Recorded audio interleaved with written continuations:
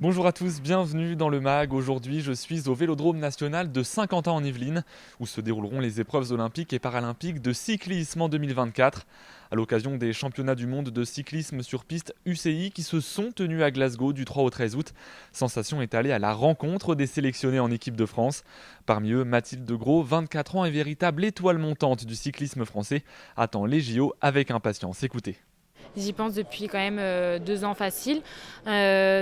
La pression elle monte pas parce que c'est pas une pression en soi, c'est plus, enfin voilà, on y pense forcément parce qu'on se rapproche. Demain ça fera 1 an jour pour jour, donc c'est juste que, enfin du coup on est un peu plus, enfin moi personnellement, bah ouais ça commence à monter mais dans le bon sens parce que c'est quelque chose que on nous en parle depuis 3 ans maintenant. Dès qu'on a su qu'on avait aussi les jeux à la maison, bah tout de suite on y pense tous. Enfin quand je parle avec d'autres athlètes dans d'autres sports, on se dit non mais tu te rends compte ça va être juste incroyable quoi, les athlètes, enfin les jeux à la maison ça va être, je pense que enfin voilà les prochains jeux, je serai sûrement pas en vie les prochains jeux à la maison, donc c'est juste de profiter et de pas avoir une sorte de pression malsaine qui nous pousserait vers le bas en fait et qui nous ferait subir ces magnifiques jeux quoi. Je vais faire comme ce que je fais depuis 1 an, venir à l'entraînement avec la banane, se donner à 200%, faire toutes les choses qu'il faut faire pour aller le plus loin possible et pour être en forme le jour J. C'est plus ça où je disais profiter, c'est profiter de chaque jour qui est l'opportunité pour moi de m'entraîner et de devenir la meilleure en fait pour Paris. Ça représente quoi pour vous les Jeux olympiques justement ? Bah, on m'a posé la question tout à l'heure et en fait j'ai pas de mots parce que pour moi c'est tellement magnifique, c'est tellement au-dessus de tout que ouais je dirais le Graal. Et Mathilde Gros qui n'a pas réussi à décrocher de médaille lors des championnats du monde. La double championne d'Europe du Kirin a cette année terminé à la dernière place de la finale du Kirin. Également éliminée en quart de finale de la vitesse individuelle, Mathilde Gros n'a pas non plus réussi à conserver son titre de championne du monde. Un échec dont elle espère tirer profit pour les Jeux Olympiques. En tout cas, l'entraîneur de l'équipe de France, Grégory Boger, lui fait confiance. Mathilde a toujours pris énormément de lumière, hein. Donc après c'est clair que là par rapport à son titre en vitesse individuelle, ça en rapporte un peu plus. Et puis bon, je pense qu'elle a eu un petit moment où elle n'a pas forcément pris conscience de ce qu'elle avait pu faire, mais je pense que maintenant voilà, c'est acquis. Le titre 2022 restera Mathilde Gros. Il y a d'autres titres à aller chercher cette année, sur la vitesse encore, sur du Kirin. Donc non, elle a un peu plus, elle a un peu plus conscience de ce qu'elle a pu fournir comme travail depuis l'année dernière. Et comme j'ai déjà dit, hein, c'est pas un rêve olympique, hein, elle peut le toucher vraiment. Donc il y a quelque chose de réalisable et il faut continuer à travailler comme on l'a fait jusqu'à maintenant. Et vraiment décidé forcément à donner le meilleur d'elle-même depuis le 2 janvier 2022 en fait. Donc voilà. La licenciée à l'US Créteil, Julie Michaud, rêve également des Jeux Olympiques. Un rêve qu'il faudra aller chercher car l'équipe de France féminine de vitesse par équipe s'est fait sortir dès la phase qualificative des championnats du monde. Un échec qui pourrait avoir de lourdes conséquences alors que Julie Michaud était plutôt confiante avant les mondiaux. Écoutez. Je pense qu'on peut parler des Jeux Olympiques de Paris parce que tout simplement on a une VPE qui tient quand même la route. Ça fait très, très peu de temps qu'on l'a mise en route d'ailleurs, mais l'évolution elle est flagrante et je pense qu'on peut en parler parce qu'on fait les qualifs et je pense qu'on va se qualifier et on ira aux Jeux Olympiques, j'en suis sûre. Je pense que comme toutes les équipes du monde, notre objectif c'est de faire un podium aux Jeux Olympiques. Mais nous, ce serait juste incroyable pour nous parce qu'on est très très jeunes. Mathilde, elle a que 24 ans, Marie et moi, on a 21 ans. On est très jeunes, donc oui, ce serait exceptionnel pour nous de faire un podium.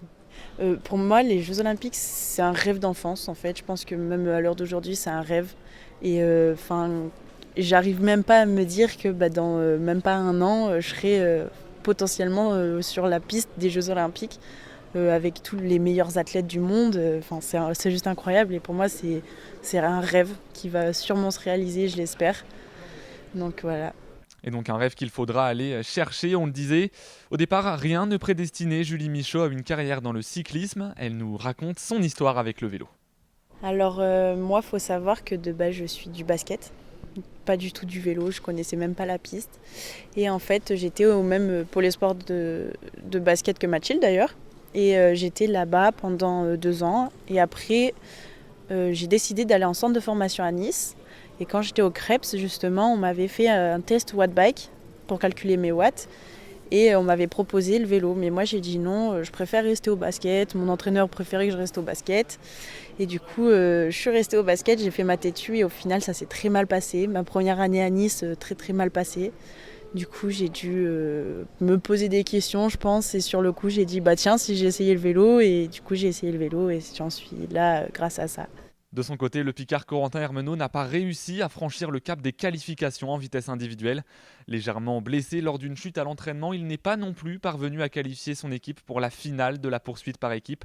Pour lui, les JO sont encore trop loin, c'est en tout cas ce qu'il racontait avant de partir en Écosse. Écoutez. Ouais, ça reste quand même trop tôt. Forcément, moi je l'ai dans la tête depuis quelques temps quand même.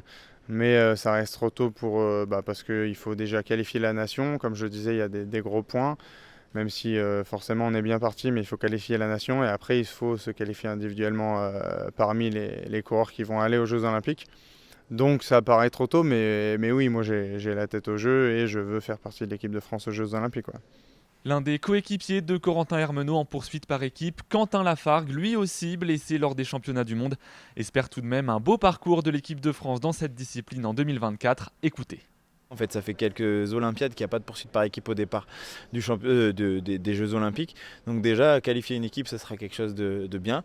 Au-delà de ça, une fois qu'on sera qualifié, bien sûr qu'on aura beaucoup d'ambition. L'objectif, on est champion d'Europe l'année dernière, ils ont été vice-champions du monde quand j'étais pas encore dans l'équipe. Donc c'est une équipe, c'est un collectif qui mérite d'aller chercher des belles médailles au championnat du monde, mais aussi aux Jeux. Donc dans un premier temps, on se qualifie avec une belle médaille au mondial, j'espère, et ensuite on ambitionnera une médaille aux Jeux. Ouais. Ça fait longtemps que je fais du vélo, longtemps que je suis en équipe de France. Mes premiers championnats du monde élite étaient en 2009, donc j'en ai fait quelques-uns déjà. Je suis le plus vieux de toute l'équipe, donc ça représente beaucoup. Je sais à quel point c'est des moments qui sont importants dans une carrière, et voilà, là, être en mesure de se qualifier pour les Jeux Olympiques, c'est une chance pour nous, et j'espère pouvoir la saisir pleinement, et voilà, vivre cet événement ici chez nous, ce serait super. Quentin Lafargue qui nous en dit d'ailleurs un peu plus sur son histoire avec le vélo, on l'écoute. Je suis tombé là-dedans quand j'étais jeune, mais pas si petit que la plupart des coureurs aujourd'hui. J'ai commencé le vélo vers 12-13 ans. J'ai découvert ça grâce à un peu en famille, VTT dans les Pyrénées, etc. Et puis à mon voisin aussi qui m'a initié au vélo sur route. Donc ça représente finalement une grosse partie de ma vie maintenant. Je me suis pris de passion par ce sport, mais pas que par la piste, disons. J'aime bien faire de la route, j'aime beaucoup le gravel aussi. Récemment, j'ai investi dans un petit gravel et je me fais plaisir là-dessus. Donc c'est du vélo compétition quand on est en équipe de France, mais c'est aussi du vélo plaisir, balade. J'ai un petit garçon d'1 an et demi qui commence à pousser sur sa draisienne. Voilà, c'est des moments comme ça, le vélo pour moi. Ma compagne courait aussi avant, elle a été médaillée sur les championnats du monde piste, elle a fait les Jeux à Rio. Donc voilà, on partage cette passion-là, même si depuis qu'elle a arrêté, voilà, on arrive un peu moins souvent à rouler ensemble, mais ça reviendra, j'espère, avec le petit qui commence à se balader avec sa draisienne. Donc voilà, c'est des bons moments en famille, ouais.